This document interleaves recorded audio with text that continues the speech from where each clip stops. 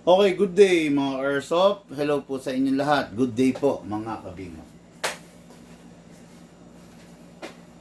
Okay mga Airsoft, Happy Valentine's Day sa mga nagse-celebrate dyan ng Valentine's Day na ka-Airsoft natin from different province.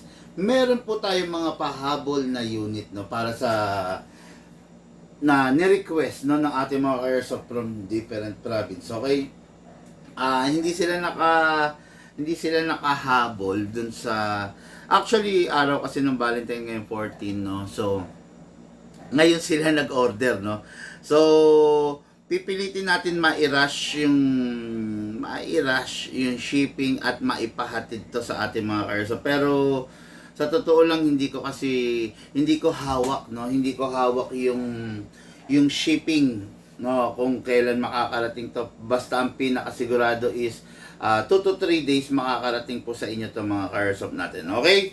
So, Rani Baracao of Lawag City, Ilocos Norte, at saka Charlie Imperial of Cabinocot, Cebu City. Okay, si Sir Rani Baracao na taga Lawag City, ang unit niya is the kumbaga couple unit of the Sisay Shadow. Kumbaga dalawa, isang original at saka isang urban grain, kung tawagin to urban gray na battleship color, no? Yan, ito yung unit ng ating ka-Airsoft, Rani Baracao of Lawag City, at saka ito naman, Cabinocot, Cebu City, Charlie Imperial. Okay, si Sir Charlie Imperial is isa siyang shooter. Nagpa-firing talaga sila mag-anak, silang mag-asawa, silang pamilya. So, ang kanyang unit na nagustuhan is yung mga competition grade. Ang kanyang unit is Limcat Battlecat. Pair din, no? Sa napakabihirang pagkakataon, another pair unit, kumbaga, nagkataon na parehas ang unit na hinahanap nila is couple. Bagay na bagay sa ating Valentine day ngayon, no? So, couple package, couple unit para sa ating mga Airsoft. Ito yung i-review and unbox natin, pero itatabi ko lang muna tong isa. Okay, no? So, ito yung i-review and unbox natin. Unahin natin itong Sisay Shadow. What is good about the Sisay Shadow, mga Airsoft, no? Kadalasan kasi ang mga unit talaga, na especially mga China, kung mga entry level Taiwan is metal naman, di ba? Metal naman, pag sinabi metal naman is made up of alloy, okay? Pero itong mga unit na to, katulad nito, especially ito, yung Sisay Shadow, hindi siya made up of alloy, steel siya, no? Steel, ibig sabihin, purong bakal talaga. Kaya mararamdaman nyo yung bigat at saka yung solid, pagiging solid ng isang unit, no? Ito, hindi siya purong bakal, alloy lang siya. Pero ito, ayan, kung makikita ninyo, ayan, so full steel talaga siya. Lalo na yung mga parts na prone sa wear and tear. Ano ba yon? Hammer, slide stopper, safety lever, magazine cut. Yan, mga full steel yung unit na yan, okay? Kaya yung mga Sisay Shadow, kung makikita nyo, compatible siya sa 12 kg, 14 kg, and CO2, okay? Matindi talaga siya, matikas talaga siya, makapal, matibay talaga, okay? Parehas yan, pinagkaiba lang naman nila is the color. Ito, katulad nito, ayan, kung makikita nyo, full steel din siya, okay? This is the Sisay Shadow Urban Gray Battleship. And this is the Sisay Shadow Original with a blue grip, okay? Lahat yan nakalagay dyan, sticker, pwede nyong alisin yan, bossing, no?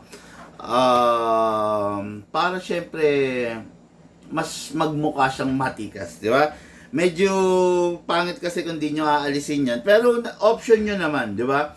Choice nyo naman, kung gusto nyo wag alisin, di okay lang. Pero mas maganda siya kung aalisin para mas mukha siyang halimaw, sabi nga, kung tawagin, no? Okay, yan yung unit natin, mga bossing. Okay, then, Ano naman yung pinagkaiba nitong unit na to? Ito mga ka-airsoft, premium unit to. Pag sinabing premium, pwede siya sa 12, 14, and CO2. Pakita ko muna yung ano ba yung 12, 14, and CO2. Okay? Ito yung ito yung 14 kg. Normally ginagamit to sa mga rifle, sa mga gas blowback rifle. Pero dito sa pagkakataon na to, ito yung gagamitin natin. Pwedeng gamitin to sa mga CC Shadow. Ito naman yung CO2. Ito yung mga ginagamit normally pang mga airgun, pang malakasan na, no? Pero, hindi ito pwede, ito at saka ito, pwedeng gamitin dito sa CC Shadow. Pero ito at saka ito, hindi mo siya pwedeng gamitin dito. Ang ginagamit lang dito is the 12 kg. Okay? Ayan, kasi ganito yan, mas malakas, pinakamalakas. Okay? Ito, wag nyo namang isipin na mahina lang siya kasi 12 kg lang siya. Hindi ganun yun. Mali yung mindsetting nyo, no? Na porke 12 kg lang mahina. Iba-iba kasi ang structure ng pagkakagawa sa kanila. Ito, hindi talaga siya full steel, pero full metal siya. Pero hindi nga lang steel. Ngayon, sa pagkakagawa sa kanya, sa 12 kg pa lang, malakas na siya. Okay? It's just that, special lang kasi to, it is because naka-CNC full steel lahat ng parts niya, internals niya. Most of the internal parts niya is CNC full steel. Kaya, kaya pwede siyang gamitan ng mga malalakas. Ito kasi, full metal pero alloy lang, no? Pero, parehas lang naman na maganda yan kasi mga upgraded na rin naman yung mga unit na yan. Kaya wag kayong how do you call this? Wag kayong mawalan ng pag-asa, no? Pero yun nga, sinasabi ko sa inyo, itong mga unit na to is mga premium, especially this, no? Ngayon kung ang unit nyo is double bell, ENC or WE or even AW custom, wag ninyong gagamitan ng ganito ng 14 kasi walang mangyayari, no? Masisira lang yung unit nyo. Kumbaga hindi makakatulong sa unit nyo. Pag ang unit nyo naman is mga premium, pwede nyo gamitan ng mga 14 kg and CO2, okay? Basta mga airsoft, binababa natin yung mga instruction, kayo na ang bahalang sumunod, no? Basta sinabi ko na ganito, in-advise kayo, yun lang ang sundin nyo kasi hindi talaga pwede na hindi kayo susunod kasi sayang yung pinambili nyo, sayang yung perang iginugol nyo. Kung hindi kayo susunod, masisira yung unit. Tandaan nyo kahit high-end, kahit matibay na unit, kahit yung pinakamahal na unit ang makuha mo, basta hindi mo siya gagamitin ng tama, basta hindi mo susundin yung tamang instruction sa paggamit sa kanya, masisira at masisira naman talaga yung unit, di ba? Kaya mas maganda, susunod po kayo para po hindi kayo mamroblema sa uli. Okay? Okay, Big Man, ano bang ito? Sagutin ko lang to, may mga questions tayo rito bago natin simulang i-demo yung test fire to. Big Man, ano ba ang kadalasan na nasisira sa isang pistol? Okay. Sa isang pistol, most prone sa pagkakasira is yung magazine. Okay? Bakit yung magazine? Kasi minsan nagkakaroon ng aksidente na ilalaglag natin yung magazine. Pag nailaglag natin yung magazine, nami-misalign yung O-ring. Pag na-misalign yung O-ring, possible magkakaroon ng leak yung unit ninyo. Okay? Talagang ganun yan, nangyayari yan, lalo na kung medyo careless,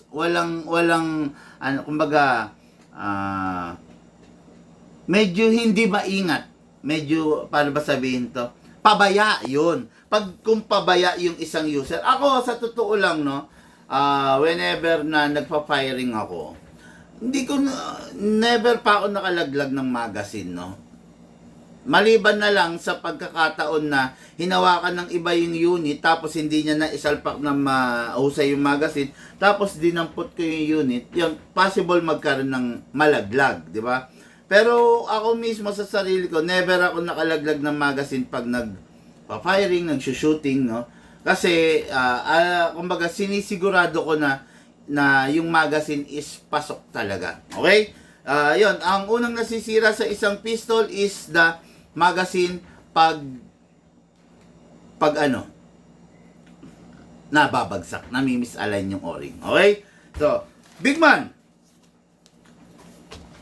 regarding sa parts availability, okay, marami rin bang parts ang China pistol? Okay, no? I have to tell you honestly, no? Halos wala. Mahirap ang parts talaga ng mga China pistol. Ginawa talaga sila para after ilang gamit masira. Pasensya na kayo, no, sa kailangan ko sabihin ng totoo. Kung ang unit nyo, ENC double bell, wag nyo nang asahang marirepair yan pag nasira yan. Unang-una, hindi worth it, di ba? Ipagpalagay na natin may kasukat siya na pyesa sa Tokyo Marui. Yung unit itself is China unit, disposable. Then, meron siyang compatible na parts sa Tokyo Marui. Sa tingin ba ninyo sulit na i-repair? 'Di ba? Baka mangyari mahal pa yung parts doon sa unit. 'Di ba? Kasi wala talagang parts sa mga China. Talagang kung sakasakali part out lang 'yan. Ibig sabihin part out, magkakatay doon sa bago yung dealer ninyo para may i-supply na parts sa inyo. 'Di ba? Kaya yung parts availability ng China units is, all I can say is zero. No? Pag yung China units nasira, wag nyo nang i-attempt ipagawa kasi sayang lang yung pera ninyo, sayang lang yung effort ninyo, sayang lang yung pamasahe ninyo, sayang lang yung fuel ninyo papunta doon sa dealer nyo kasi design talaga yung mga China unit para masira agad. Okay? Yun, maliban na lang, syempre kung Taiwan, halimbawa, WE, AW Custom, yan, meron namang mga available na parts niyan. Some parts, no? Hindi totally lahat available. Some parts are available, pero hindi lahat. Okay? So, yun ang difference ng mga unit na yan. Pero kita nyo, halimbawa kumuha kayo ng unit na Tokyo Marui. High-end dyan. So, laging may parts na available. Halimbawa, kumuha kayo ng unit na, let's say, Shadow by the KJ Works. Halimbawa, nasiraan kayo ng, let's say, ng hop-up chamber. Available palagi yun. Meron lagi nun, di ba? Hop-up rubber, available po yun, no? Pero siyempre, yung mga unit nga na, let's say, mga double bell, China, wala mga parts yan. Ang pinaka ginagawa namin diyan is conversion or part out, no? Ibig sabihin conversion, kukuha tayo sa ibang unit, pag-uubrahin natin, kumbaga pipilitin natin mapag-ubra, ganon. Hahasain natin, igagrind natin, ilalapat natin, yun, ganon, no? Kaya lang hindi talaga worth it. Tulad nga ng sinabi ko kanina, parang nasasayangan ako dun sa ipanggagastos nyo kasi talagang masisira kasi malambot lang rin ng piyesa talaga niyang unit na yan. Okay? So, next natin. Gaano ka-importante ang silicone oil sa isang unit? Talagang importante po ang silicone oil sa isang unit. Kasi kung hindi nyo lalagyan ng silicone oil, yung wear and tear, mabilis, matindi. No? Imagine nyo na lang, no? Bumili kayo ng bagong motor. Let's say, bumili kayong bagong motor, Sniper. Bumili kayong bagong motor, NMAX. Okay. Nilagyan nyo siya ng fuel. Nilagyan nyo siya ng premium. Diba? Ngayon, hindi enough yung fuel para mapaandar mo siya nang hindi ka magkakaproblema. Kailangan, sisiguraduhin mo pa rin na meron siyang engine oil. At saka, meron siya, bukod sa engine oil, meron siyang tinatawag na gear oil. O, di ba? Kasi, let's say, ang piston, nagtatrabaho yan, di ba? Kailangan yan, yung piston, yung connecting rod, nakasawsaw sa mga, sa mga oil natin. Hindi pwedeng walang walang lubrication, walang oil, yung mga connecting rod, conrod bearing, di ba? Marami yan, mga valvula, talagang yan, talagang regular na nadadaanan ng mga oil. Yun yung nagsisilbing lubricant. Okay, sa mga airsoft natin, kung hindi mo siya lalagyan ng silicone oil, yung wear and tear mabilis. Mas mabilis siyang masisira, mas mabilis mapupudpud yung mga bakal, mas mabilis na masasayang yung pera mo. Okay? Kaya importante ang silicone oil. Yan ang nagpre-prevent sa abnormal wear and tear. Yan ang nagpre-prevent doon sa mga rubber, sa mga half-up rubber, para manatiling rubber at hindi siya lumutong. Okay? Due to wear and tear dahil sa chemicals na dala ng airsoft, ng green gas, possible mag-brittle kasi yung mga o-ring natin. Kaya nilalagyan natin ng silicone oil para nakababad siya dun sa oil. Kumbaga less wear and tear talaga. Okay? So, let's begin mga airsoft. Wag na muna yung review wag na muna yung mga question and answer. Some other time itatackle natin yan. Okay. What is good and special about this and this? Okay? This unit is for Arca Airsoft, Rani, Baracao, Oplawag City, Ilocos Norte. Itong unit na to magkaparehas. The CC Shadow 2, the Everyman's Dream, the Shadow 2. Naka-play ba? Walang problema. Okay, no? Parehas to. Pinagkaiba lang nila is yung color. Ito, this is the Battleship, Urban Gray, and this is the original. Okay? Itong unit na to, parehas to upgraded. Naka-fix outer barrel, naka-fine tuning, naka-trigger job, naka-hammer protection pad. Kung ano yung karga nitong isa, ganun din. Okay? Hindi nga lang sila naka-half-up rubber pa. Hindi pa sila naka-half-up rubber, pero tulad ng sinasabi ko, kung gugustuhin ng ka-airsoft natin na i-half-up rubber, pwedeng-pwede. Okay? Ano ang special dyan sa mga unit na yan? Full steel. Purong bakal. Nakita nyo naman kanina, di ba? Nakita nyo naman kanina, dumidikit siya sa magnet. Ayun. Oh. Ano ba yung mga bagay na dumidikit sa magnet? Mga bagay na dumidikit sa magnet ay ang mga bakal. Kaya, napakaganda ng performance niya. Ito yung unit na everyman's dream, sabi nga. Pinapangarap ng bawat lalaki. Ito yung unit na napakatibay dahil sa pagkaka-construct ng pagkaka-design sa kanya. Napakaganda niya, balancing siya. Hindi katulad ng mga 2011, sa totoo lang mga 2011, ang weight nasa unahan, di ba? Pero dinisign yun to compensate the recoil, no? Talagang ganun ang design nun. Ngayon, this is powered by sa real gun, this is a replica of a 9mm. 9mm unit. Replica to, no? Ngayon, itong unit na to is talagang ginagamit nila sa mga competition. Kung tawagin ito, the cheater's gun. Kasi napakadaling iputok, napakasarap i-carry, napakagandang bitbitin, napakagandang hawakan. Okay? So, in short, itong unit na hawak ko ngayon are unit na masasabi nating mga nasa high-end category. Okay? Pero yun nga, kailangan mo pa rin properly maintain para maging maganda yung paglalaro mo sa kanya. Okay? So, next, first thing to do, ito, release the magazine. Okay. Release na rin natin yung magazine itong isa. Total, isa lang ang may-ari nito, couple pistol, para ano. Oh, by the way, no, yung magazine ng gray is pwede rin sa blue. Yung magazine ng blue pwede rin sa gray. Vice versa, kahit magkapalit, pwede. Okay? So, ngayon, start tayo. Lagay tayo ng silicone oil. Ito yung sinasabi ko, huwag niyong papabayaan yung unit nyo na walang silicone oil kasi masisira. Press the valve, then spray. Okay, after that, dito rin sa ilalim spray. Ito, spray na rin natin yung isa. Press the valve, then spray. Okay, then dito. Okay, yan. Dalawa yan, may silicone oil na. Mga airsoft, isa pa nga pala, no? Pag yung airsoft ninyo malamig na, nararamdaman ninyo malamig, painitin nyo muna yung magazine bago kayo mag-firing using your body temperature. Okay? Ganyan lang, konting piga-piga lang para kahit papaano malusaw yung yellow, yung build up, yung pagkakamalamig niya. Kasi tatandaan nyo to, pag malamig ang hangin, malamig ang paligid, yung airsoft natin, hindi siya pag full blast, no?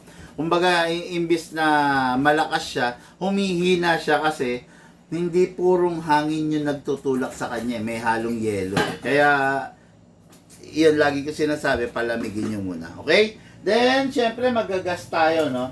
Lagyan natin yung airsoft natin ng, ayun, 12 kg, no? Okay na yan. May 12 kg, may 14 kg. 12 kg upside down, then press down. 1, 2. Okay, nilagyan natin 2 seconds. Bakit nilagyan mo ng 2 seconds, big man? Ito po kasing unit na to upgraded. Naka-fine tuning, naka-trigger job, kaya matipid siya sa gas. At the same time, malakas yung FPS niya. Lagyan na din natin itong isa. Oh, yun. Nakita nyo, pag sumisingaw, huwag nyo ipilit kasi hindi pumapasok. Bunutin nyo, then subukan nyo ulit. 1, 2. Oh, yun. Okay ha? Ganyan ha? Basta sumisingaw, huwag nyo ipilit kasi sayang. Ibig sabihin, hindi pumapasok yung oil, di ba? Okay, lagyan lang natin to. This is a reloader, speed loader kung tawagin, no? Ito yung makakatulong sa atin para mabilis tayo makapaglagay ng bala sa magazine. Pag wala kang speed loader, isa-isa mong ilalagay, 27 rounds yung maximum. Matagal. Pero pag may speed loader ka, mas madali, atake nyo lang pababa to. Put your right thumb here, then dito ilalagay yung bala. Okay, pump lang po.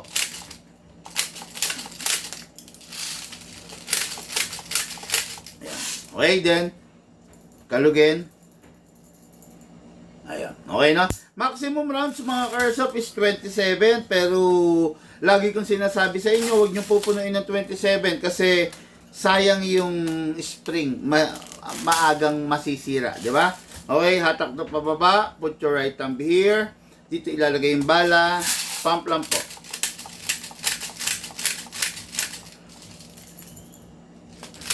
Okay, hindi na natin gano'ng pupunuin. Ganito yung proper na paglalagay ng bala mga ka-airsoft. Left, right, left, right, left, right. Kailangan wala po siyang bungi. Okay? Ngayon, pasok natin dito sa isa. CC Shadow Blue. Pasok! Asa, ready to fire. Unit natin ka-airsoft, Rani, Barakaw. Dalawa to, pero unahin muna natin to. Firing! Lakas!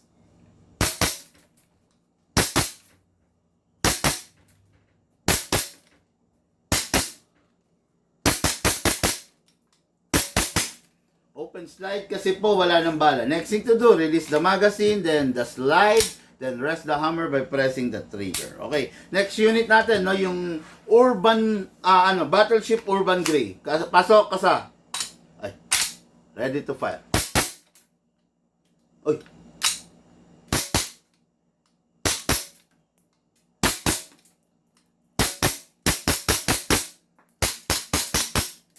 Open slide kasi wala na pong bala. Next thing to do, release the magazine, then the slide, then rest the hammer by pressing the trigger. Ito po yung unit ng ating ka-airsoft, no? Rani, Barakaw, of Lawag City. Napakaganda nito unit na to. Talagang the everyman's dream na siya. Okay? Ngayon, yung unit, pag itatabi mo na, make sure walang lamang bala. At syempre, sana, mas maganda, walang lamang hangin.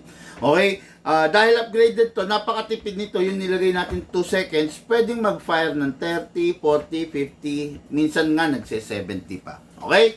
Ngayon, pag hindi nagagamitin, pasingawin.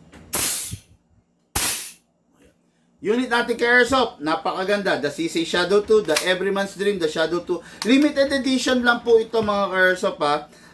Nasa gun ban period kasi tayo, syempre yung pag-i-import, yung pagpaparating ng mga unit medyo mahirap, medyo pahirapan, no? Kaya kung mag-a-avail kayo hanggat meron, mag-avail na kayo, limited lang ang hawak natin ito, mas magandang mauna na kayo, no? Dito hindi masasayang yung pagbili ninyo dahil quality unit to, hindi kayo makakaramdam ng panghihinayang. Okay, the CC Shadow 2, the Everyman's Dream, the Shadow 2 unit natin Airsoft, Rani, Barakaw, of Lawag City for packing and for shipping. Okay, binigyan natin ng free hard case. Okay, so next unit natin, unit ng ating Airsoft, Charlie Imperial of Cambinocot, Cebu City. Ito yung unit, no? Actually, isa to sa unit na crush ko.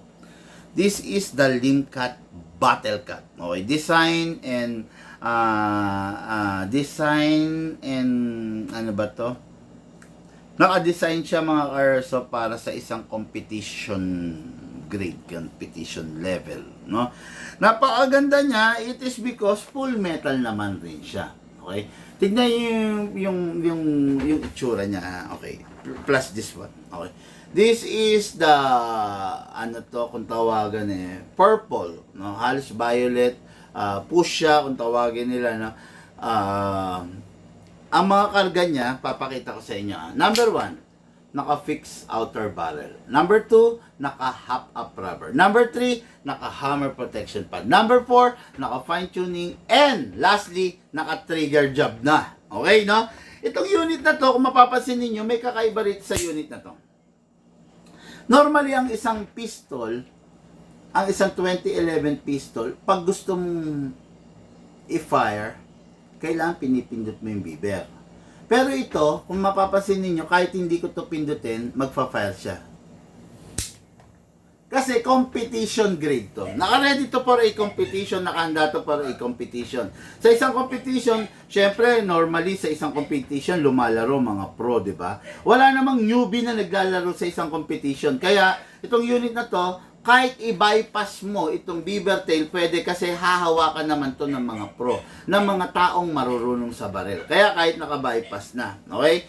Yung mga unit ninyo na 2011, kung gusto nyo ipa-bypass, pwede naman, libre lang rin naman ang pagpapabypass sa amin, especially kung Bigman VIP ka. Kung Bigman VIP ka, client ka namin, libreng pa-bypass. Kung gusto mong naka-bypass, okay? Ayan, makikita nyo, kasa natin, hindi mo na kailangan pindutin to para mag-fire. Oh.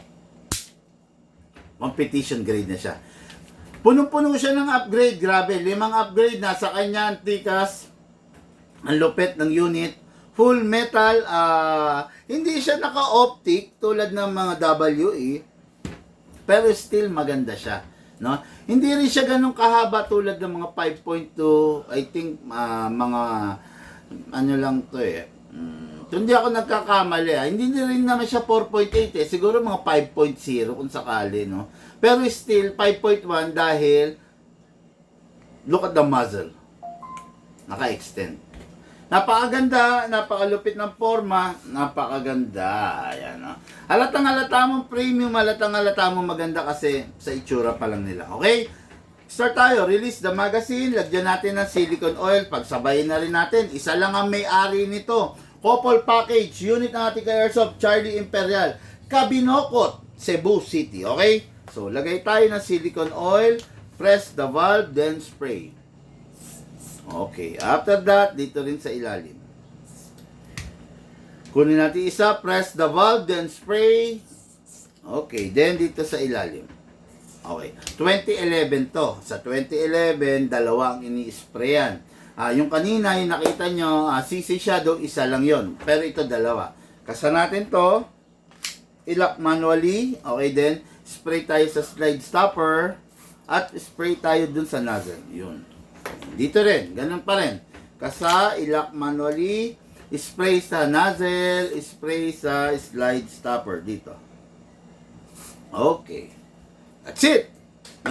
Ayun, napakadali lang naman i-maintain ng unit. Gamitin nyo lang ng tama Talaga namang hindi kayo problema. Okay, itong unit na to, naka-upgrade, fine-tuning, trigger job, kaya expected nyo na napakatipid niya sa gas. Upside down, then press down. 1, 2. Okay, nilagyan natin 2 seconds. Ito, lagyan na rin natin. 2 seconds lang rin. 1, 2. Upa. Singaw. On the spot. Gawin natin. Nasaan na yung allen natin? Yung nandun sa ano.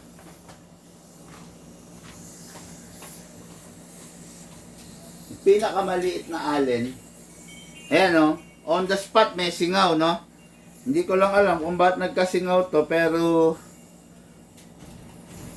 ay dito sa ilalim. Meron ba yung pinakamaliit? Wala. Kung wala, yan ang pinakamaliit niya. Yung mas maliit dito rito. Grabe, no?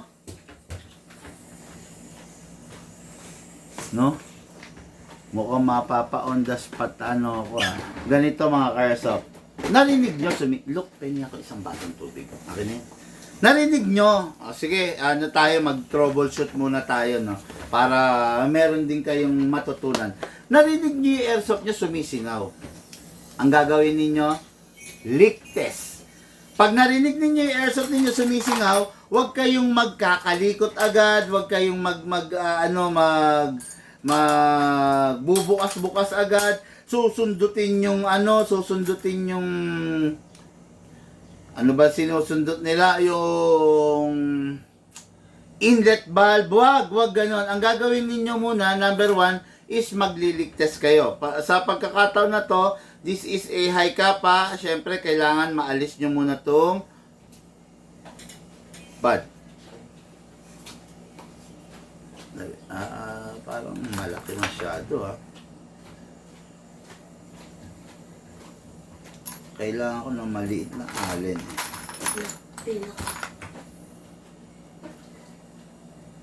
Ayun, to. Maliit lang to. Kasi ano to itong unit kasi na to high kappa. Okay, yun. Kailangan luluwagan natin yan para makukuha natin tong base pad. O yan, ayan ha, titignan nyo, ayan ha. Okay, then slide lang natin to. Okay, ayan na. Ito yung base pad, itabi nyo lang ha. Wag mawawala yung tornilyo. Okay. So, ito yung unit. Ito. I-leak test muna natin. Meron pang gas. Ayun, no? Makikita nyo kung saan galing, kung saan lumalabas. Ayan, no? So, merong nilalabasan sa baba. Ayun! Okay. Kita ko na. Lumalabas yung leak niya hindi sa valve, dito sa main o-ring. So, ang gagawin natin dyan, yan, troubleshoot patuloy ako, no? Okay, pasingawin natin totally lahat ng gas.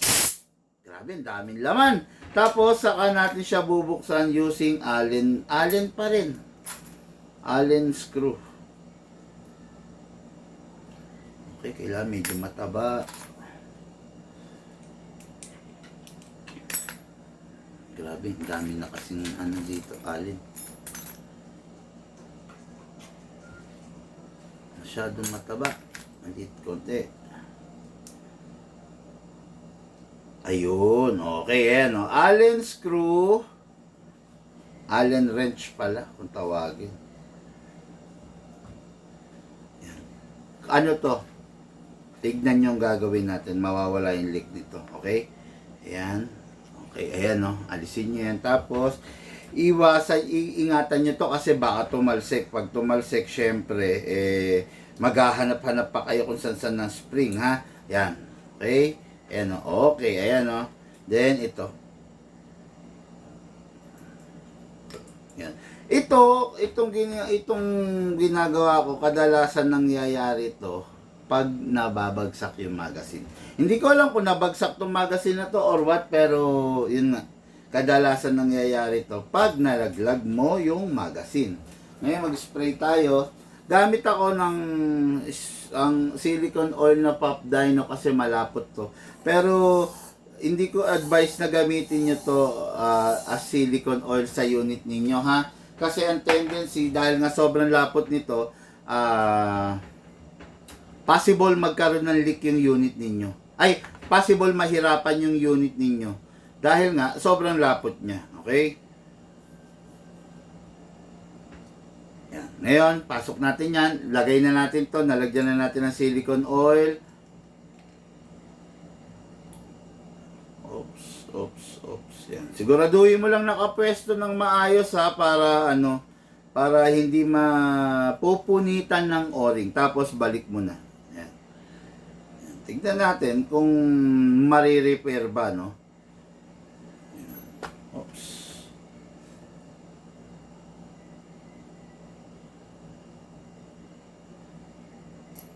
Oops. Log.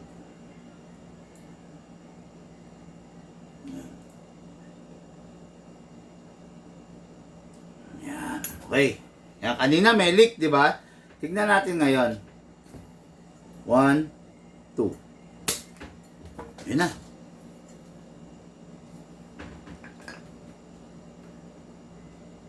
Wala nang bubbles. Kasi, nalagyan na ng oil yung ano niya, yung mismong o-ring, no? Kaya yan ang sinasabi ko sa inyo, huwag nyo titipirin sa oil yung unit ninyo, at saka, pag sinabing kailangan ng silicone oil, kailangan meron kayong silicone oil. Kasi, paano kung wala kayong silicone oil, anong ipang re-repair nyo, di ba?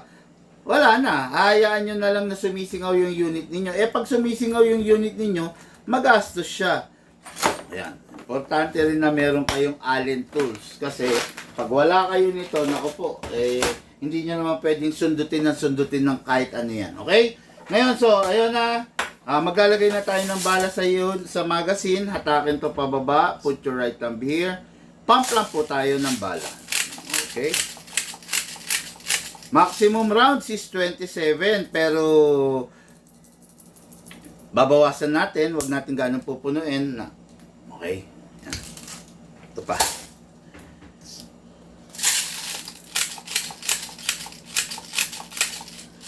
Okay, kalugin para alternate. Then, ready. Okay, no? Ngayon, firing tayo yung black. Isa lang ang may-ari nito, ha? Charlie Imperial of Cambinocot, Cebu City. Si Sir Charlie is, ano yan? Shooting range addict. Talagang gusto niya naglalaro. Pasok! Kasa. Ready to fire. Firing! Lakas! Open slide kasi wala ng bala. Next thing to do, release the magazine, then release the slide, then rest the hammer by pressing the trigger. Tapos, pasingawin. Amin laman, di ba? Napakatipid sa gas ng mga unit natin kasi upgraded. Pasok, kasa. Ready to fire. Lakas!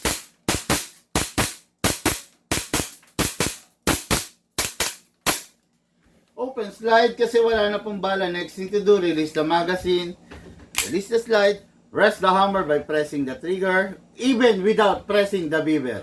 Yun, di ba? Tapos, pasingawin at make sure wala namang bala. Okay. Unit po ito ng ating mga ka-airsoft na humabol sa Valentine's Day ngayong araw na to. Okay?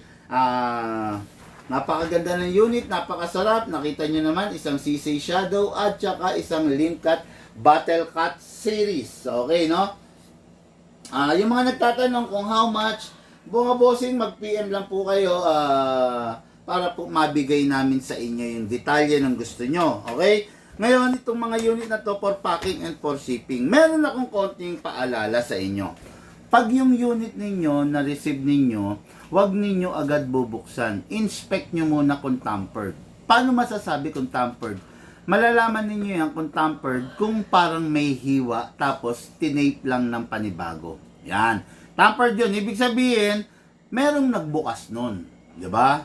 Ibig sabihin, binuksan yun bago makarating sa inyo. Kaya, pag gano'n ang sitwasyon, bago ninyo buksan yung unit ninyo, make sure na i-video nyo. I-video nyo yung unboxing. Kasi sa pagbibideo ng unboxing, yun yung pinaka-protection ninyo. Diba?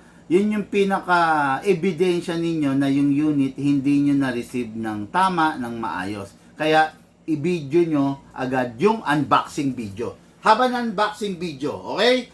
Huwag kayong tatama rin. Tapos, syempre, okay na, na-unbox nyo na. Ang gagawin nyo susunod is, i-test fire nyo. Sa pagte-test fire, kailangan naka-video rin. Basta ganito, no? Yung mga unit, kailangan pag dumating sa inyo, documented, lahat talaga, maging mapanuri kayo, no? Kasi ganito mga ka-airsoft, katulad nito, tinest fire natin, di ba? Shoutout, John Mark Ibera, okay? Happy Valentine, Boss Idol, John Kenneth Aspile, okay? Share Dan, hello po, sabi ni Redimer de Los Santos, okay? Good PM, Idol, Happy Valentine sa family mo, Rehelio Blas, okay? Tapos, good PM, Jared Parica. Shout out po, sabi niya. Okay? So, sundin nyo lang sinasabi ko Huwag yun yung papabayaan kasi kailangan meron kayong ebidensya doon sa unit ninyo. Okay? Mga airsoft, lahat po tayo nagmula sa iba't ibang larangan. Pinagbuklod, pinag-isa ng iisang libangan. Yun po paglalaro ng airsoft. Atid po sa inyo ng inyong lingkod, Big Man. Thank you po and have a blessed day sa inyo.